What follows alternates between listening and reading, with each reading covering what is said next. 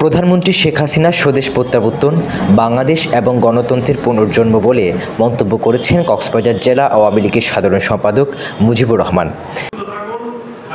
তিনি বলেন, ১৯৮১ সালে ১৭ই মে শেখ হাসিনা ঢাকা বিমানবন্দরে অবতরণের মধ্য দিয়ে মুক্তিযুদ্ধের চেতনা পুনর্গঠিত হওয়ার যাত্রার শুভ সূচনা হয়। শুক্রবার বিকেল ৪টায় কক্সবাজার জেলা আওয়ামী লীগ আয়োজিত স্বদেশ প্রত্যাবর্তন দিবসের আলোচনা সভায় সভাপতির বক্তব্যে তিনি এসব কথা বলেন।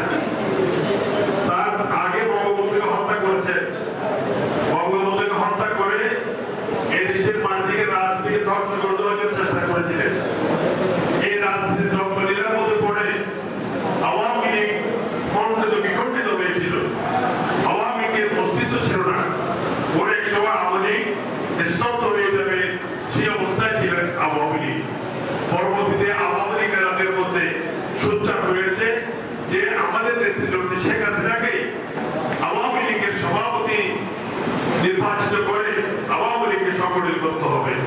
সেই চেতনায় সম্মেলন হলো। সম্মেলনের মধ্য দিয়ে আমি প্রধানমন্ত্রীকে সভাপতি করলেন, ডক্টর শেখ হাসিনাকে সভাপতি করলেন।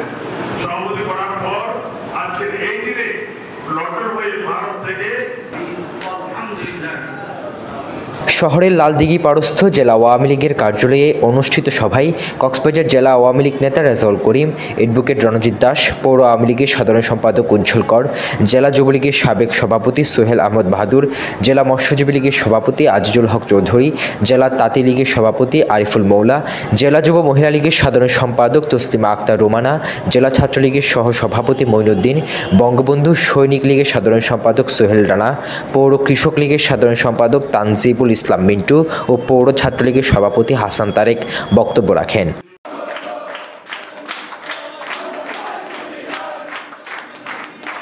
আলোচনা সভার পূর্বে কক্সবাজার জেলা আওয়ামী লীগের সাধারণ সম্পাদক মুজিবুর রহমানের নেতৃত্বে একটি বিশাল স্বাগত মিছিল শহরের প্রধান সড়ক প্রদক্ষিণ করে।